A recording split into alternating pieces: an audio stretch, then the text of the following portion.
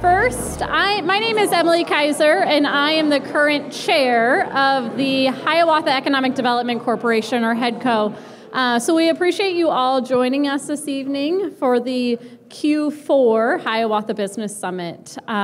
Before we get started, we do just want to give a couple of thank yous. First, thank you to Stillwater for hosting us this evening. Thanks to the Cedar Rapids Metro Economic Alliance and Rebecca for helping us coordinate this event. Thanks to Metro Studios for helping us with technology for all of our business summits. And then finally, thanks to our panelists for joining us this evening and the time that you're spending with us this evening.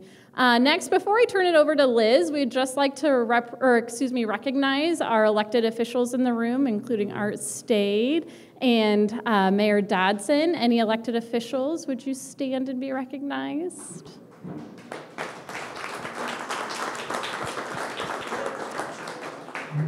Great. Again, thank you all for joining us this evening, and I'm actually going to turn it over to Liz Mathis, the current HEDCO coordinator, to lead us through the panel discussion. Thank you, Emily. She's a great chair, isn't she? Oh, man. Yeah. So HEDCO, as you know, is Hiawatha Economic Development Corp., and we do a lot of work throughout the year. So I get to meet everybody who's up here when we do business retention and expansion surveys, which we worked with Brady on, with Medco and also with the EA on questions for our BREs. And surprisingly, we come up with a lot of different answers over the last couple of years. And then that helps us decide how we're going to move forward as an organization.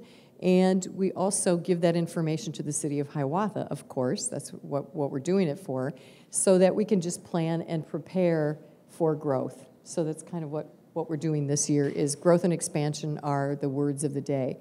So today, our topic for our Hiawatha Business Summit, and we do 4 of them a year, and this is the social hour, which is always well attended, is the topic is construction, innovation, emerging trends. So who to better talk about emerging trends than the people who have businesses in Hiawatha and actually do this every day? So I'm going to start with Rob on the end, Rob Wenzel.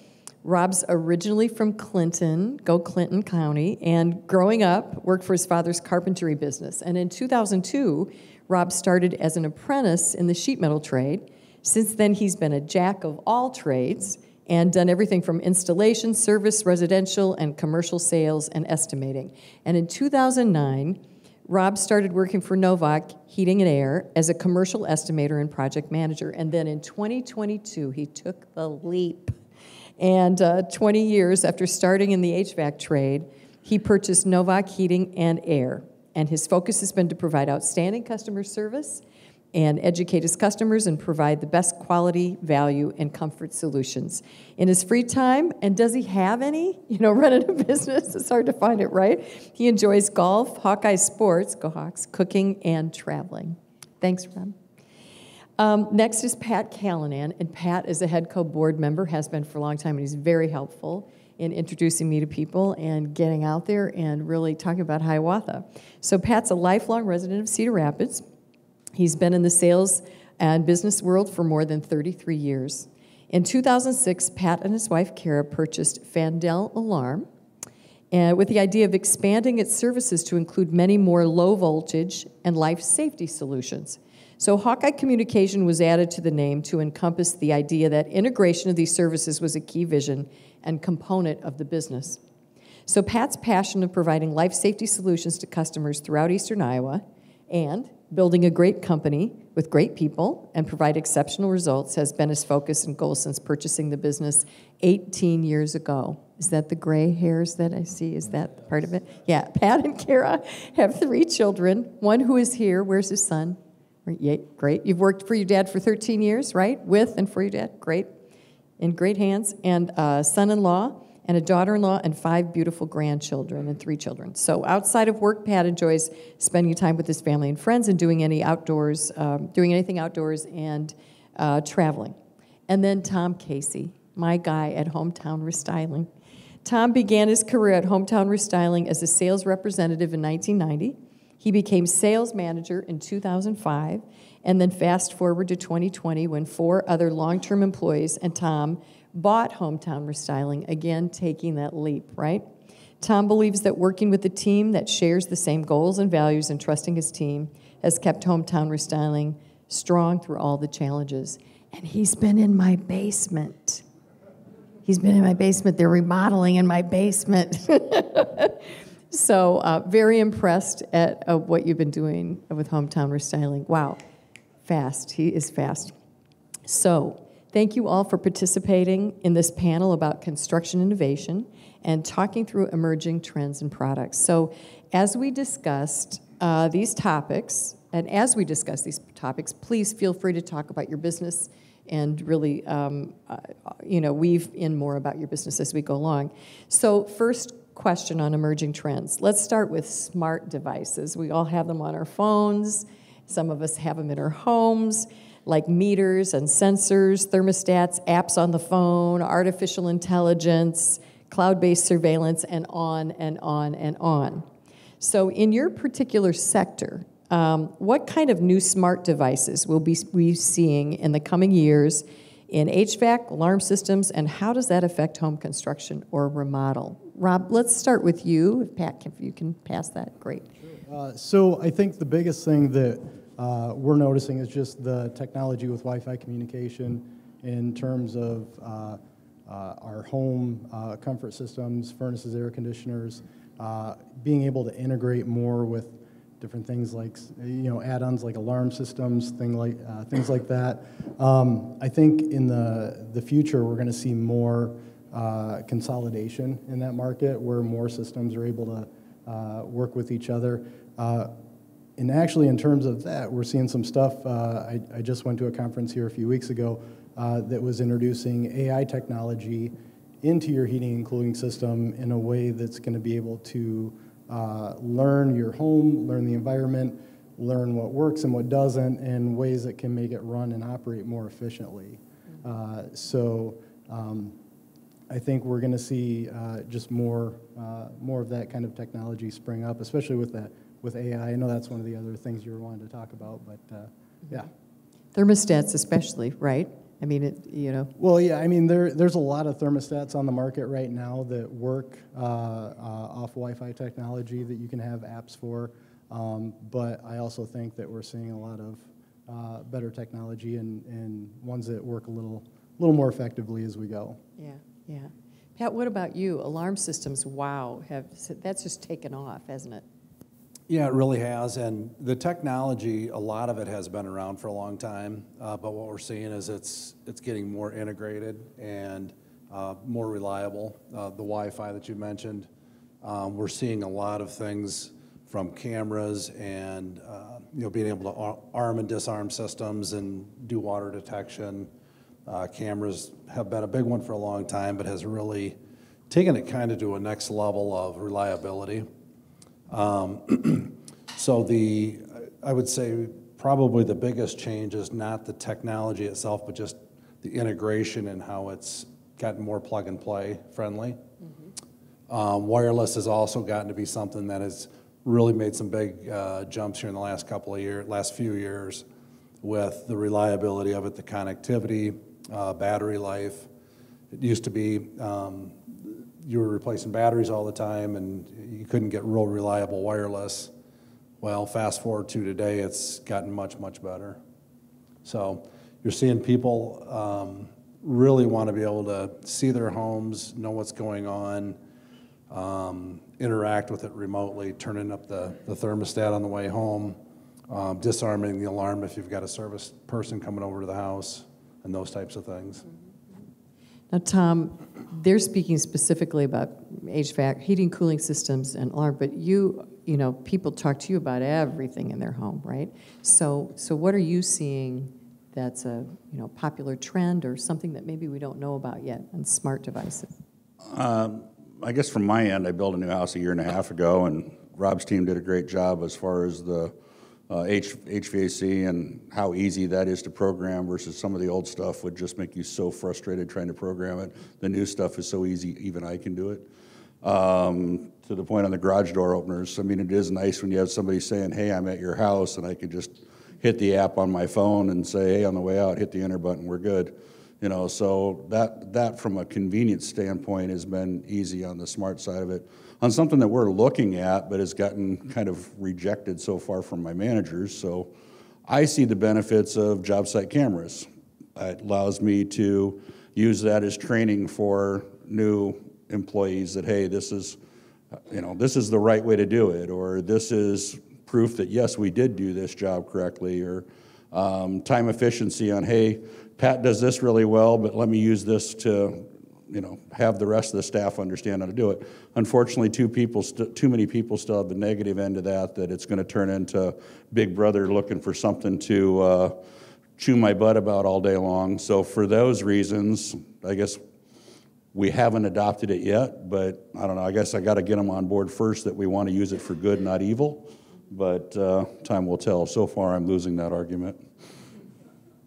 Okay, so Rob, you mentioned that you were at a convention not long ago. So all three of you think about this. Tell us about up and coming products for 2025, something we might read about, and in your project area that you think are genius, a must-have, really innovative, or something that you'd put in your own home or business. Sure.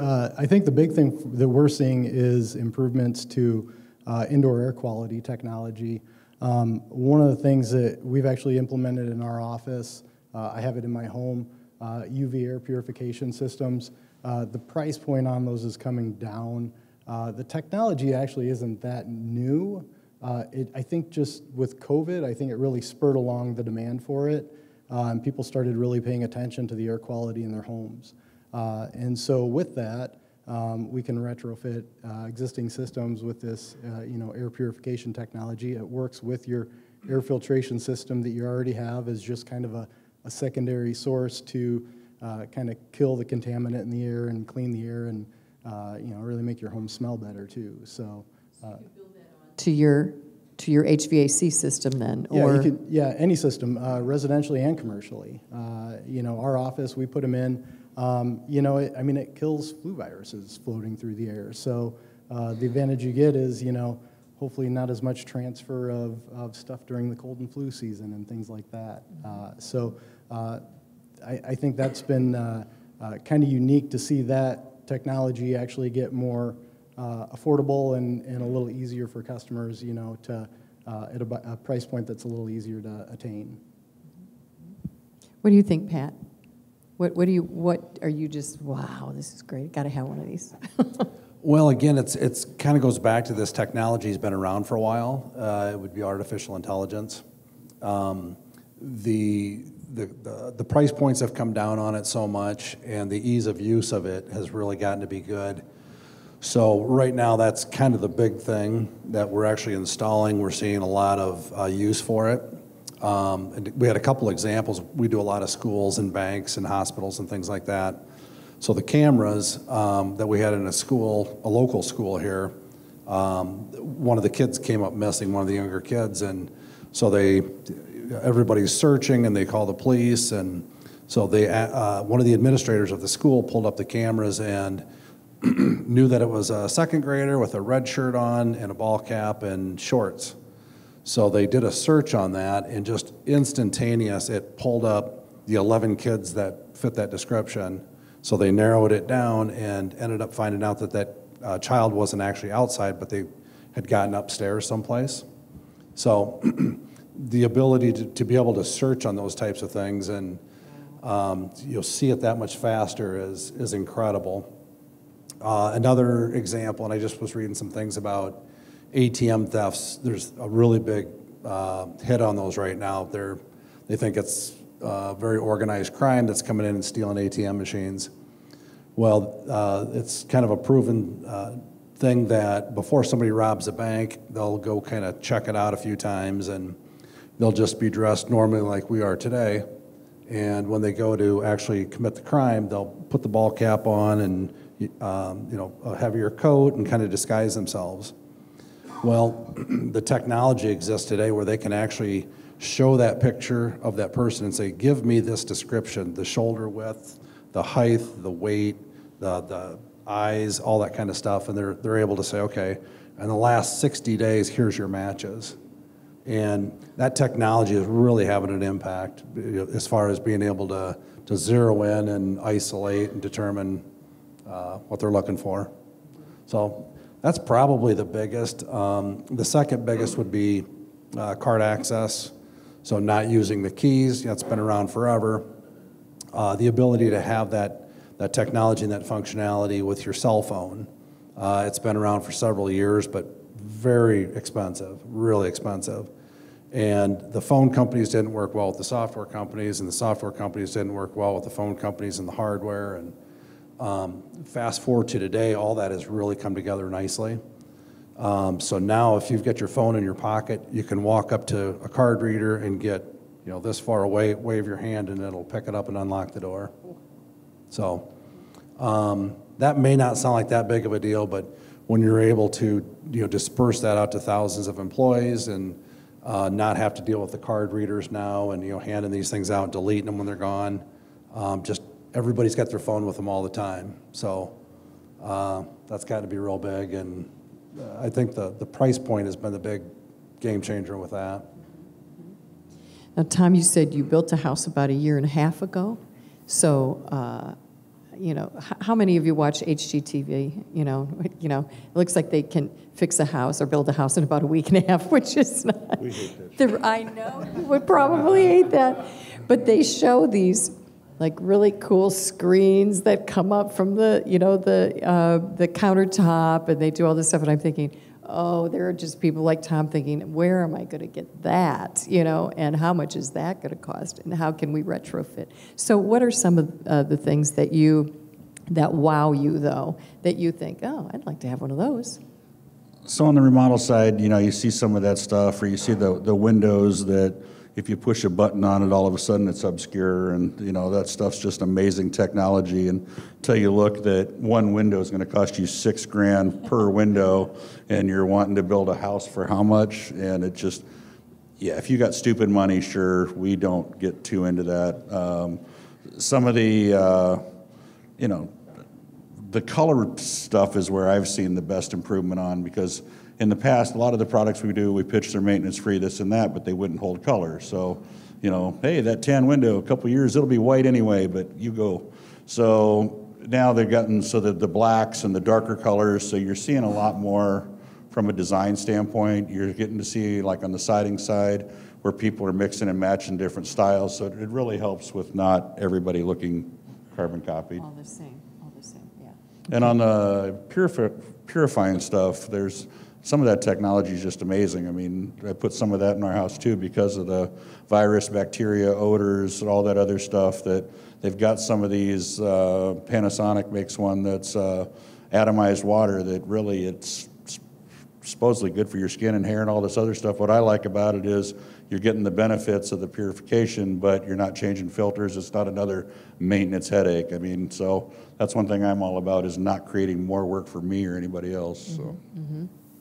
Well, let's just stay with you then. When we're talking about home construction or remodeling, there are predictions every year. They have what's going to be big in 2025. So there are predictions around space size, building smaller, more functional homes because of pricing, and of course, empty nesters, downsizing to smaller spaces. Then I've seen articles on additions, so building spaces to work from home, more outdoor spaces, a new single-story living, which is going back to the ranch kind of thing. So what are you seeing as you work with homeowners on their spaces? It's kind of coming down to the individual homeowners, what their wants and needs are. If I've got somebody that's trying to work from home, but they've got a daycare in it, they're really about a soundproof office that they can get to and get separated. And also from when they're at work, they're in there, and when they're not, they can get away from the work environment. So that's one thing. Through my bathroom department, we do a lot of aging in place stuff. People are looking at the cost of nursing homes, that type of thing. Well, if they can take out that old tub and convert it to a walk-in shower. I mean, I was talking to a lady about at 92, are you sure this is such a good idea? She's like, Tom, I don't care from a resale standpoint. If I can live here 2 months longer, this project's free. So and then on the outdoor living side, that's somebody different altogether that, when we go on vacation, we do it to be outside and do things, that type of thing. And there's a lot of people that want that environment in their home. So that's what makes sunrooms popular. And this is something they can enjoy every day without having to go somewhere. Mm-hmm. So Pat and Rob, you both walk through a lot of spaces when you're, outfitting something for commercial or business. What are you seeing in terms of spaces? Well, so we're probably 90% commercial, 10% residential, so we don't do a lot of residential. But commercially, what we're seeing is the experience, so the integration, being able to control your shades and your lighting and your projector and those types of things. We're seeing a lot of that, especially as their businesses are trying to get people back to the office. They really want to make it cool and neat and easy to use. A couple of examples that we do is we do a lot of conference rooms, boardrooms, and the light switches on the wall, we can actually set those up and design them to say, okay, give me presentation mode. And when that button's hit, and you can actually label it that, it will close the window shades, it'll turn off the center lights, turn on the wall lights or the sconces, to a dim light, drop the projector out of the ceiling, lower the screen, and have that laptop ready to be plugged in and activated. So we're seeing that from that standpoint. The other thing we're seeing, another example, is being able to really integrate an office space. So like at our office right now, the last person that leaves at the end of the night puts their coat in. When that happens, I get a notification on my phone that Kevin armed the system up at 5:17. When he leaves, it'll close any of the shades that are open. It'll wait 10 minutes and turn off lights.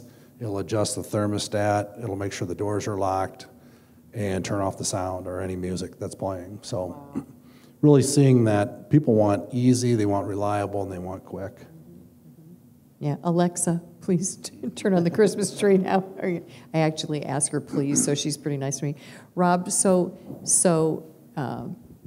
the HVAC systems that you put in, according to spaces, I'm sure that your measurement, in terms of air ventilation and intake and all of that, you really have to take that into account. So what are you seeing as you're surveying new businesses being built or new homes being built about size? Yeah, nobody wants to give us our bigger furnace rooms. I know that.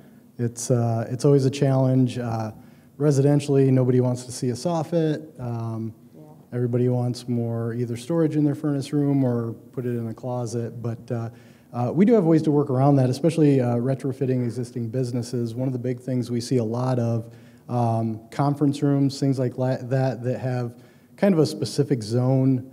It's going to be warmer when you gather 50 people in that room. We have a ductless mini split heat pump technology where we have an outside condensing unit, and then we'll actually have a single point unit inside that room that can heat and cool, disperse the air, filter the air. It's all in one, and it's just a refrigerant line that we have to take from the outside to the inside. So we can really work that into about any space, even like sunrooms, that Tom's doing. Those are an ideal candidate because the sunroom is always, I always call them kind of a more of like a grow room than than anything else, just because you typically have 3 walls and all glass. If you try to use your home system to heat and cool that, it's never going to be able to keep up. It's always going to be hot. And there's always an imbalance where these systems can be very specific. You can set it to a specific temperature in that room, and there's different shapes and styles of those units, and they're quiet, they're efficient. It's not like the old hotel-style units that used to slide into the wall. Those were really noisy. They'd wake you up all night. You don't hear these units operate. They're highly efficient, almost to the point of like a geothermal system. In efficiency. So seen great improvements in that market. They can also continue to heat in colder climates, in that heat pump technology, and that's something that we're starting to see in our region. these systems are actually able to keep up better during the wintertime with the heating season. Hang on to the microphone. So here's the next one. The pandemic was really tough on people who own commercial businesses, commercial space. They lease out. So you three tour, again, a lot of buildings. Are owners getting creative with commercial space? And by that, I read an article about how, and this is very big, big space, malls that are, not in anymore. The consumer has rejected it. They want to do something else when they're going shopping. And they've worked with cities to rezone some of that and then put living space inside the mall. That was once mall, now they're making it into gigantic apartments and condos and all that kind of stuff. So are owners here getting creative with commercial space, and what kind of projects are you working on in that area specifically? You've kind of mentioned some of it, but... Yeah, I mean, we're definitely seeing a lot more existing or older commercial spaces that people are trying to make into like a multifamily residential type space. And there's a lot of challenges that go with that. It really depends on what the existing infrastructure is as far as what that heating and cooling system, from my standpoint is. But it's also created some really unique looking spaces along the way. I know these are a little bit older, but I mean, take example like Bottle Works or even Clock House downtown. I mean, those are just beautiful buildings now, and I kind of like that exposed duct system look where you actually get to see the finished product.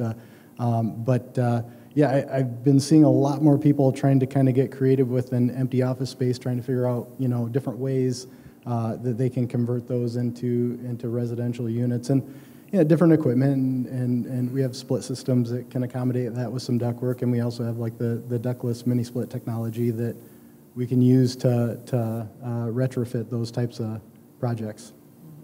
And for Pat, probably larger the commercial space, the more the cameras, the more the gizmos, the more the smart devices, that kind of thing. Is that what you're seeing? Yeah, to what Rob said, we're really seeing a lot of multifamily housing. So I would say 90% of the buildings downtown we've been involved in with those, and they really are a challenge because of the concrete and the steel, and trying to get Wi-Fi throughout them can really be a challenge. But with that, we're seeing kind of that common space. How do you protect these people and make them feel comfortable and safe? And so it's a combination of the cameras and the card access.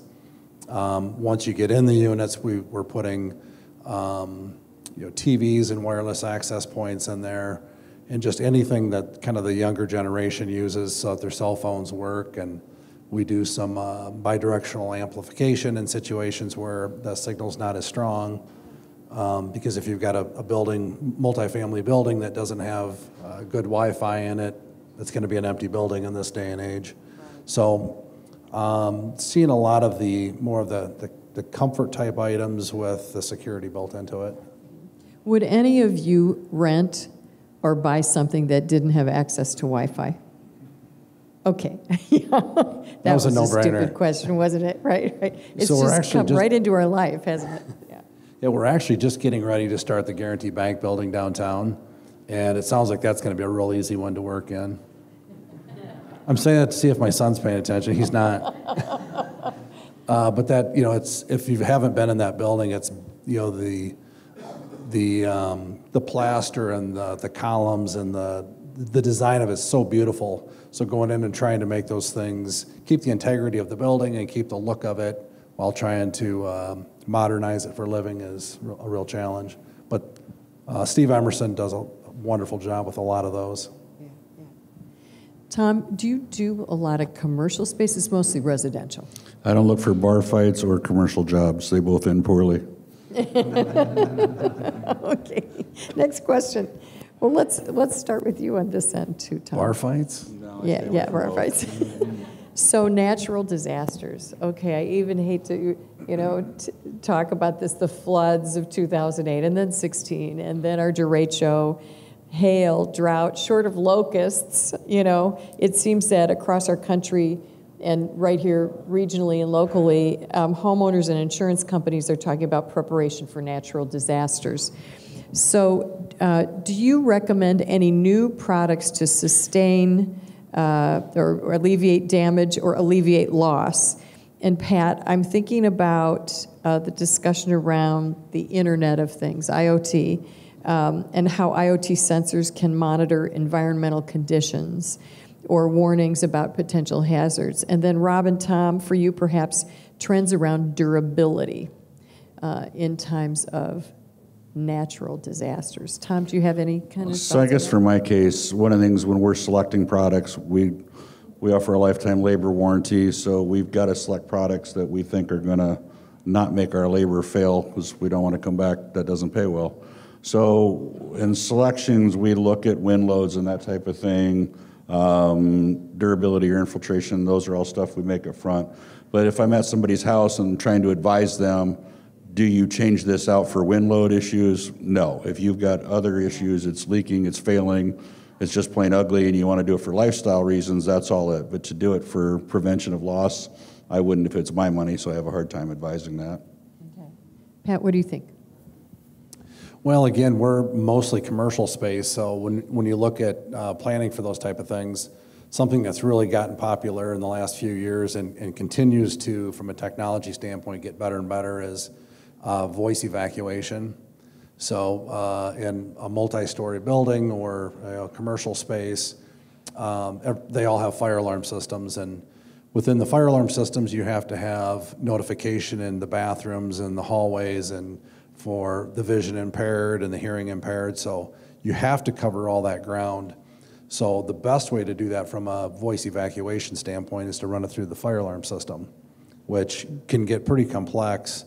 So we've done, 12 to 15 of those here in the last few years, where if there's a tornado coming, it used to be the old school system. You get on the intercom and they'd sit there and talk and get to the basement, or an active shooter or any of that kind of stuff. So now you can actually pre-program these buttons to say, hey, it's a tornado, or we've got a lockdown situation.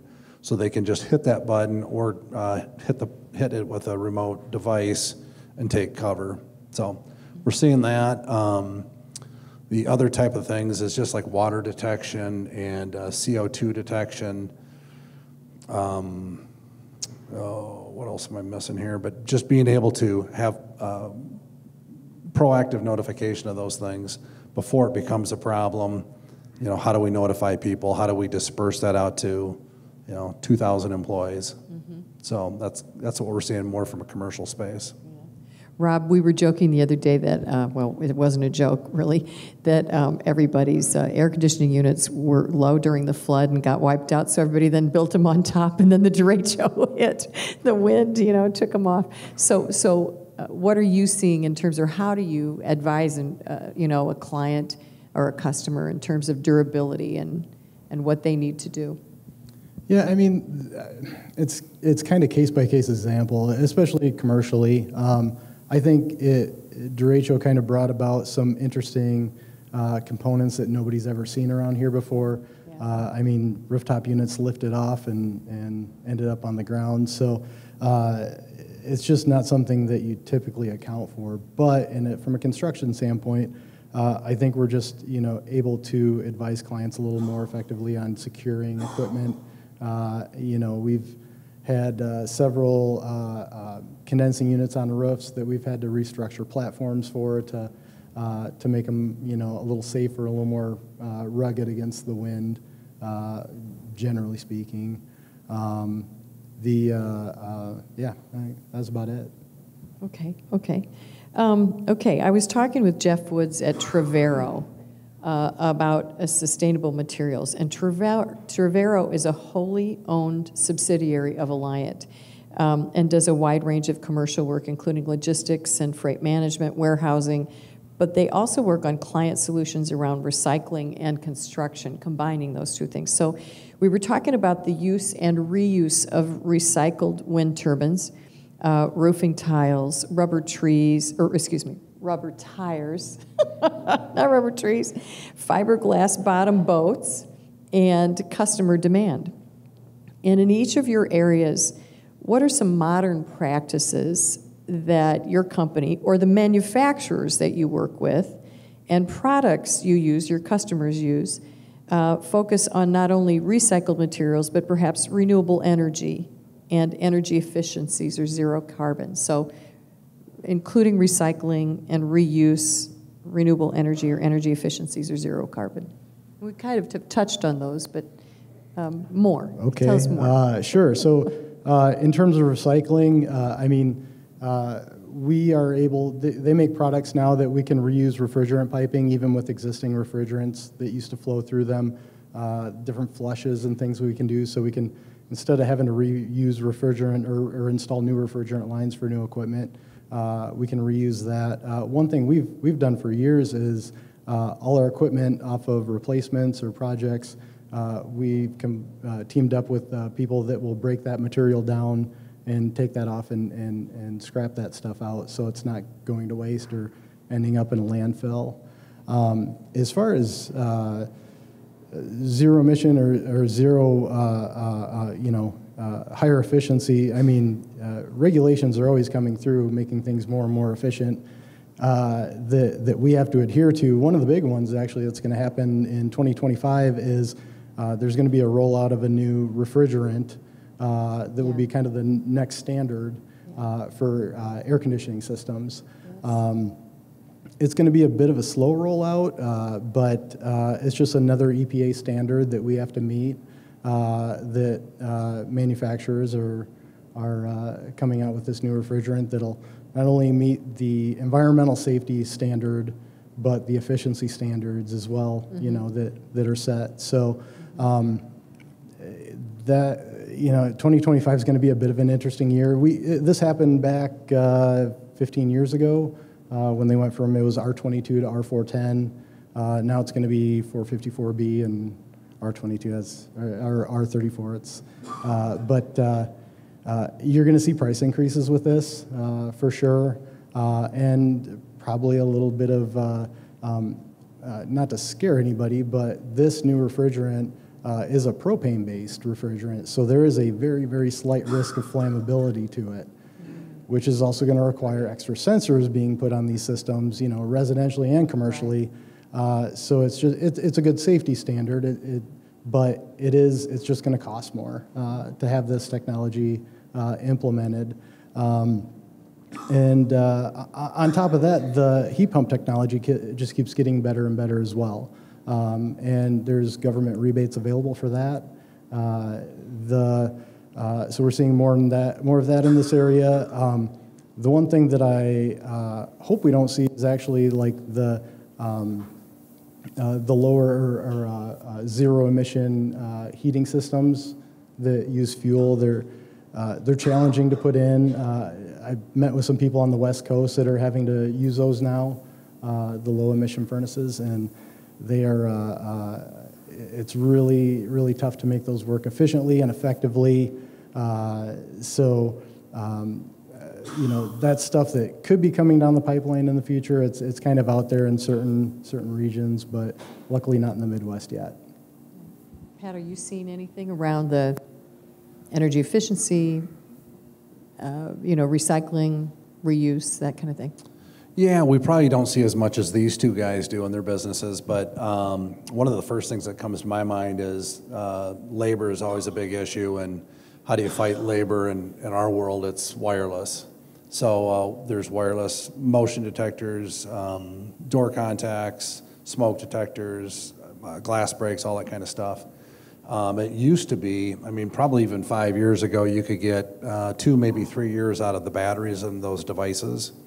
Whereas now, better and better, so that those devices aren't just looking for whatever they're looking for constantly. Mm-hmm. What they do is they just sit in kind of a hibernated state, and as soon as there's movement or as soon as there's detection for whatever that device is after, that's when it starts to register. So it's taken those battery lives from probably 2 to 3 to 5 to 6, maybe sometimes 7. Which maybe doesn't sound like that big of a deal when you think of a door contact or a motion detector, but we probably sell 2, 3, 4,000 of them devices a year, so it really does add up. So that would be one, and then the other thing is all of our fire alarm panels, our card access panels, our burglar panels have batteries in them, just the smaller device batteries. Those have also gotten better, and I think the panels, they're always working on making them more self-sufficient for the battery backups, and then when we do replace those, which you'd be shocked at how many we do a month, then they all get recycled and everything gets broken down. And the same thing is true with any kind of scrap wire. Years ago, we used to just throw it away. Now we save it, recycle it all. Tom, what do you think?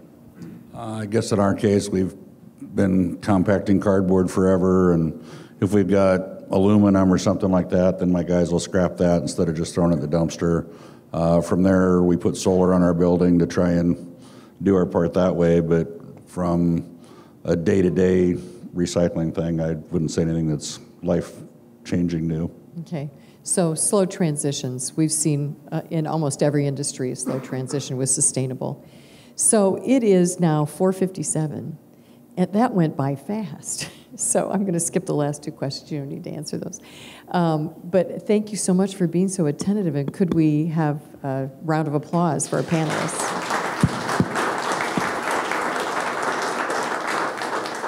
And then Rebecca is going to close us out. Thank you so much for spending your afternoon with us. This is a great happy hour we do once a year. This is our Q4 tradition. So thanks again to Stillwater for hosting us. Let's have a round of applause for them. It's such a lovely space. And we love to do these quarterly business summits, and we love to rotate them around to different Hiawatha businesses. So if you feel like you could fit like 40 to 50 people in some chairs in your space and you're a Hiawatha business, please reach out to me, reach out to Liz. We are always looking at who else we can host with, and we're looking at 2025 right now. So our first Hiawatha Business Summit of 2025 will be February 18th, and our topic and location and speakers are still TBD. But again, reach out, let us know if you have ideas for that. We'll be sending you a survey this afternoon. Let us know how you enjoyed this event and if there's other topics and speakers that you would like us to consider for 2025. So thank you so much to HEDCO and to all of our speakers. And again, I'm Rebecca with the Cedar Rapids Metro Economic Alliance, and we just love our partnership here in Hiawatha. So thanks so much for coming, and have a safe drive home.